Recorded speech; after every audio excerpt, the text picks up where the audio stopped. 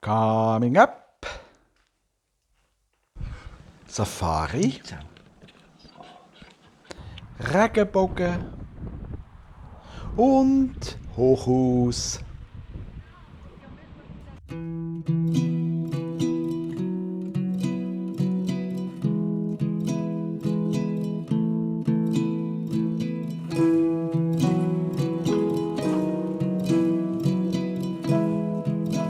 In der letzten Episode ist die Kettwiesel Crew in Schweden angekommen.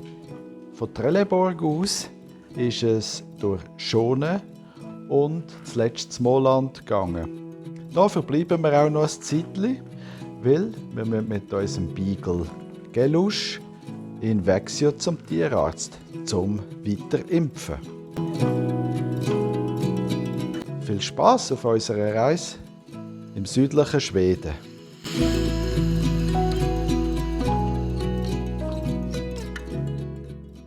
Wir haben heute Wäschtag und alle 3 helfen fleissig mit. Der Mr. Kettwiesel und ich sortieren Wäsche sortieren und der Gelusch sorgt dafür, dass alles ein bisschen länger geht. Tja, that's life.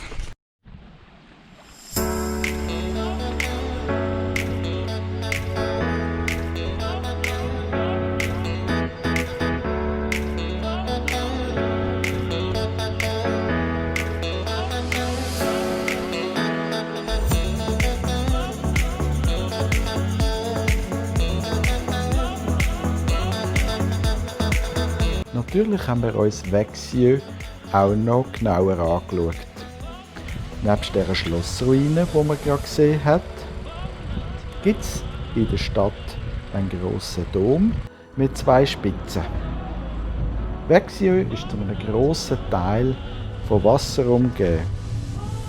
Es ist bekannt für seine Glasmanufakturen und früher auch durch den Holzhandel geprägt gewesen.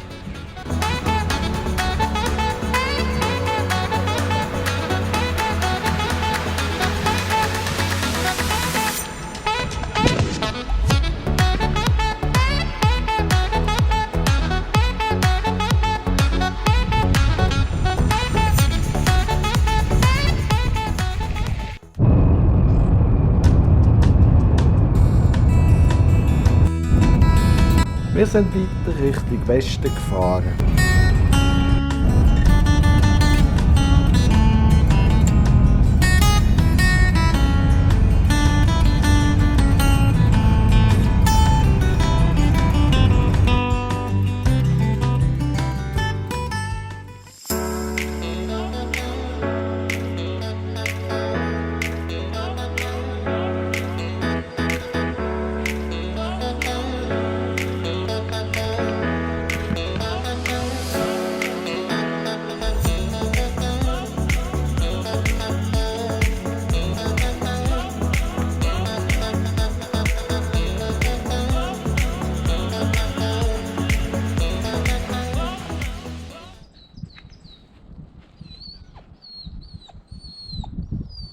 Wir wollen nur die Vögel hören, nicht den Gelusch.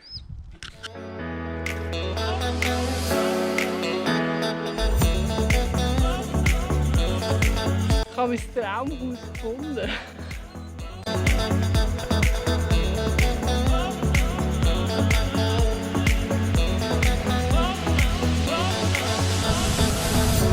Heute Morgen hatte ich so einen richtigen Vanlife-Moment. Wir waren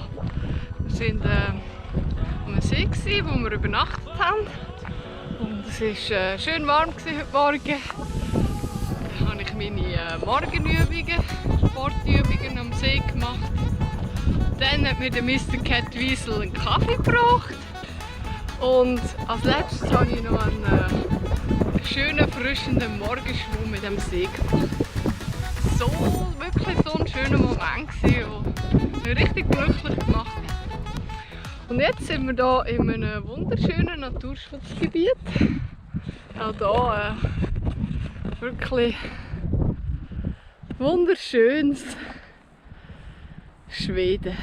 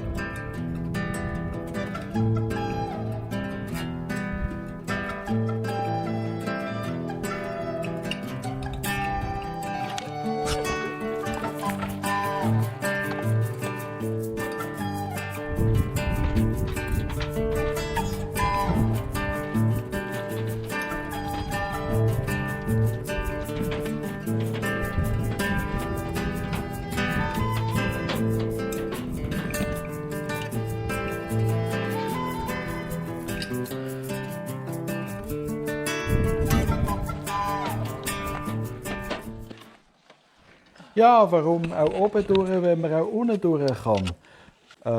Ja, die Leine, ja. Da, dass du da noch kommst. Ja. Okay.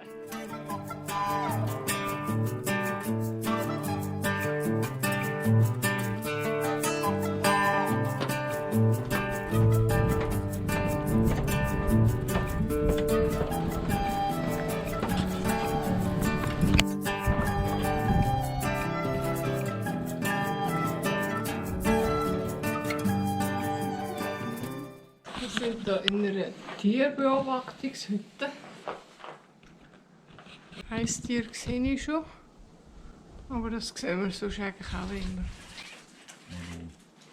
Das ist auch ein Wildtier. Siehst du etwas? Siehst du etwas? Oh, gefährlich. Mit Sanglier? Siehst du noch mit Sanglier? Kein Wildsau. Ein Elch? Ein Elch. Kann nicht haben.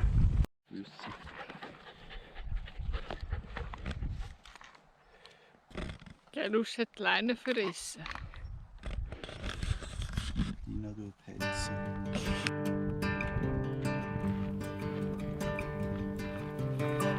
Die Leine ist wieder einigermaßen geflickt, aber irgendwie spinnt der Hund.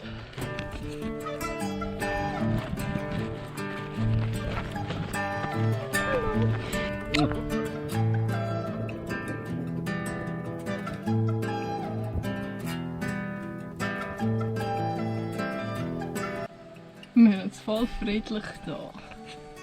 Ich lese ein Buch, der Rolf macht Video und das Prinzesschen schläft.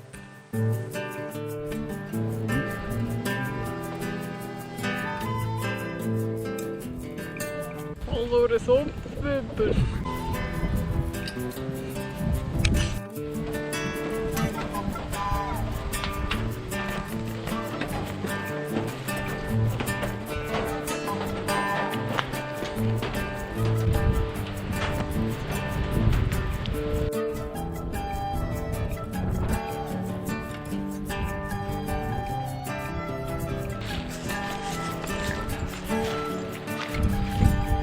Eine Sumpfwanderung.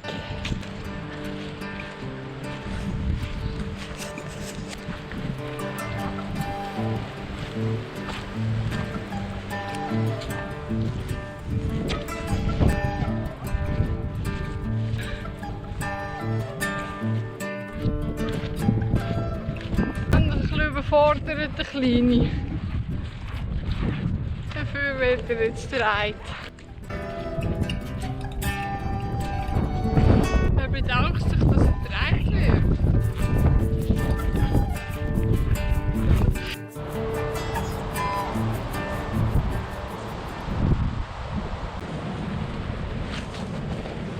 Heute ist der Gelus das erste Mal am Meer.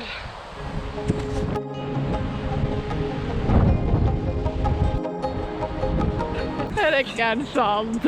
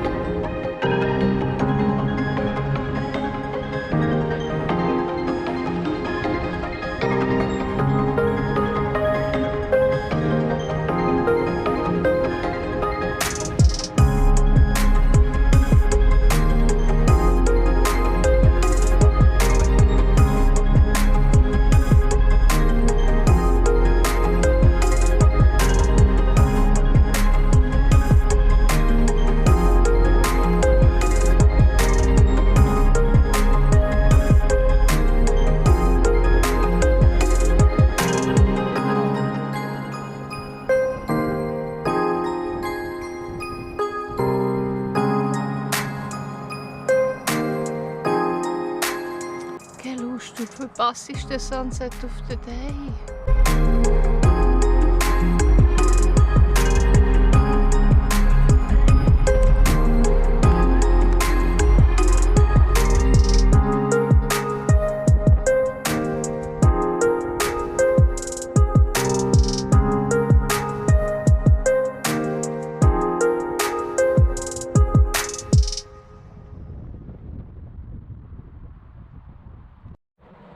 Ja, keine Lust. Jetzt hast du nicht nur den Sonnenuntergang verpasst, sondern auch den wunderschönen Regenbogen. He?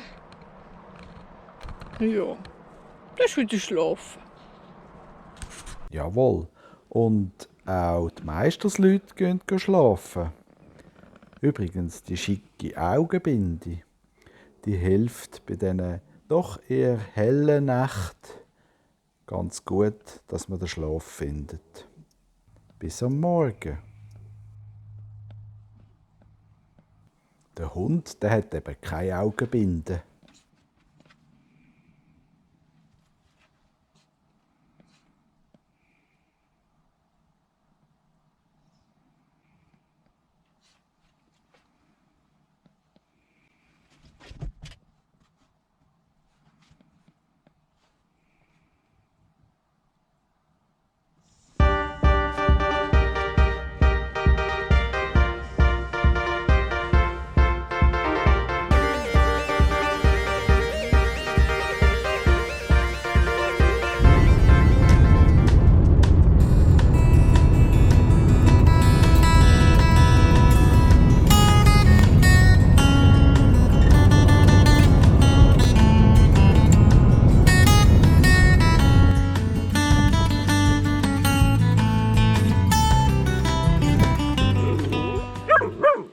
Es wird landwirtschaftlich.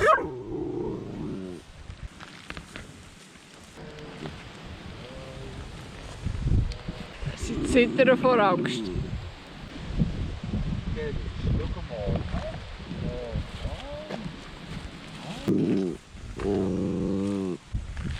Aber schau mal, die liebe Kuhli. Der Mr. Catweasel und der Gelusch sammeln Holz für ein Feuer. Also, der Mr. Catweasel sammelt Holz und der Gelusch verteilt es wieder irgendwo.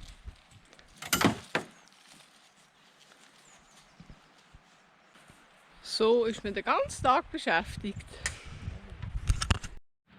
Wir machen gerade eine Kaffeepause. Es gibt Schwedentorte. Prinzessinnen-Torte. Die heisst hier aber nicht wie bei uns Schwedentorte, sondern Prinzess Backelser.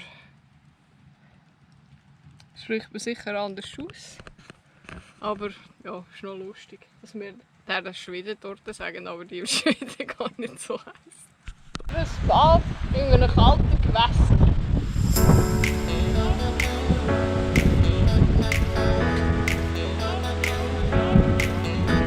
Das war schon lange wieder mal fällig.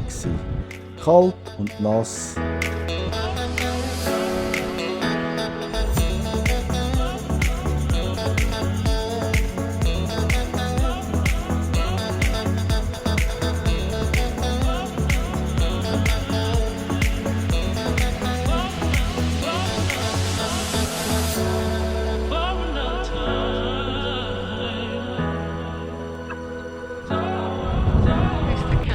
Was machst du da? So, liebe Sportfreunde. Der Mr. Catweasel darf jetzt gerade im Moment ein bisschen kreieren. Eigentlich das erste Mal, wo wir jetzt so ein Feuerchen machen. Haben wir einen wunderschönen Ort. Wir vorher baden. Mit dem Rauch immer schön, der Kopf im Wind. Oder im Rauch. Oh, hinten dran. Da brutzelt es. Ist doch schön. Vorher war eine deutsche Großfamilie da. Es war extrem Betrieb. Die haben noch 2 Hunde dabei gehabt. Und darum ist unser kleiner Hund jetzt ganz müde.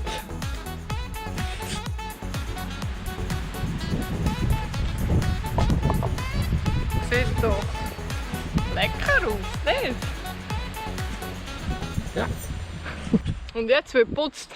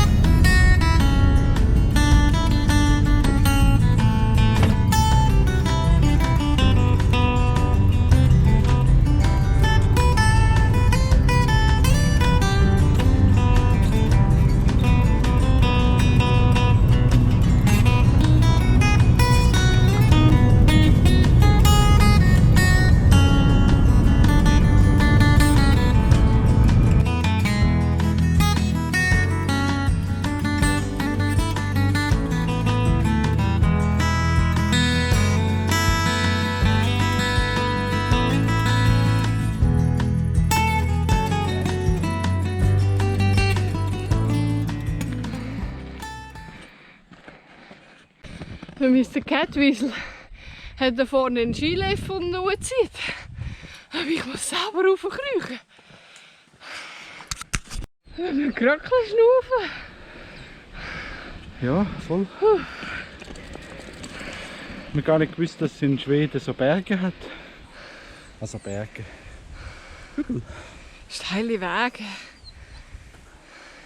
Aber einer, der weit. Der Chef will weiter. Der kleine Chef. Guter ab, bin ich froh, habe ich keinen Skilift.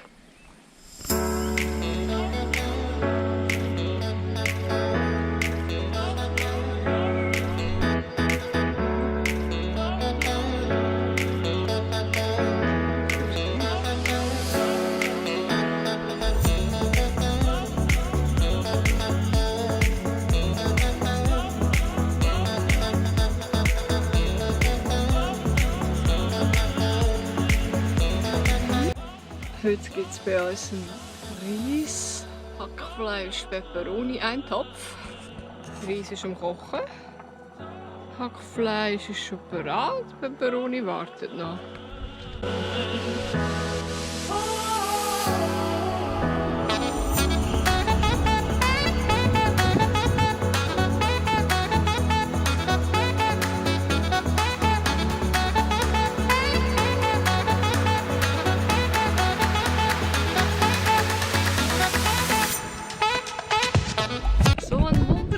Ausblick, den wir hier haben.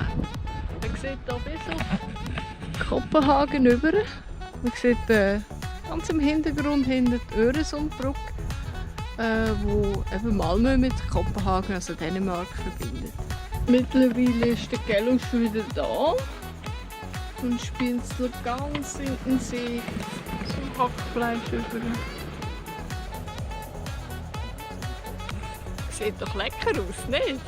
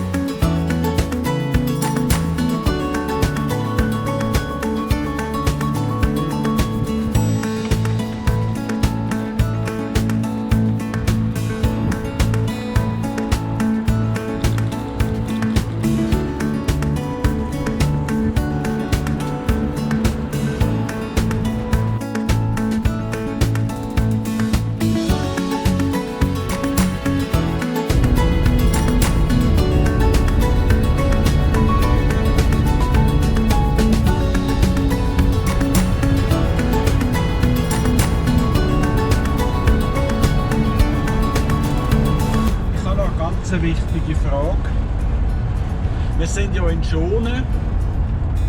Wie nennt man die Leute von hier? Schoner?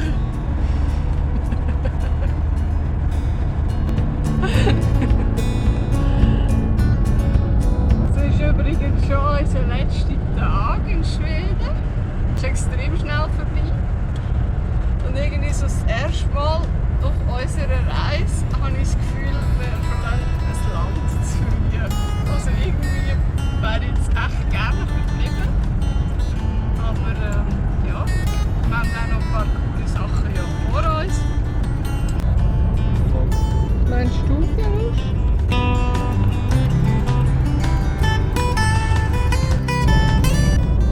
Die Hitzewelle ist übrigens auch in Schweden angekommen inzwischen. Heller ist und sonnig ist es wirklich von morgen früh bis am Abend recht drückend heiß. Was halt auch zum Fahren, vor allem auch für den Hund, natürlich auch für uns, nicht so angenehm macht.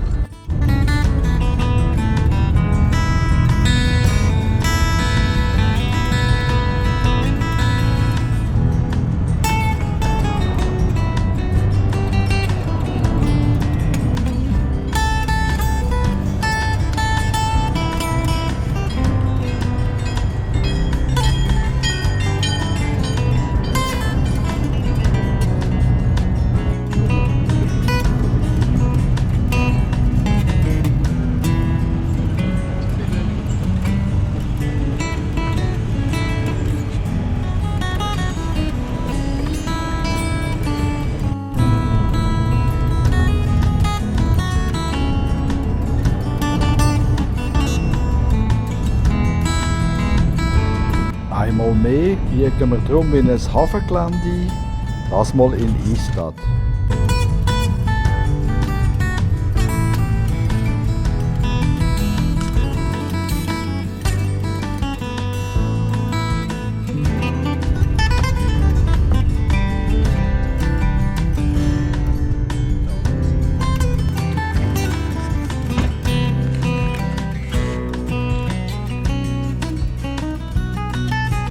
Mr. Kettwiesel, willst du noch etwas sagen zu unseren Zuschauerinnen und Zuschauern? Wir sind in der Frontrow. Wir sind in der ersten Reihe. Yeah. Wir warten jetzt auf das Schiff in Ystad, das uns auf Sassnitz auf der Insel Rügen bringt. Schnellverfahren. Speedboat. Ja. Ja. 2,25 Stunden.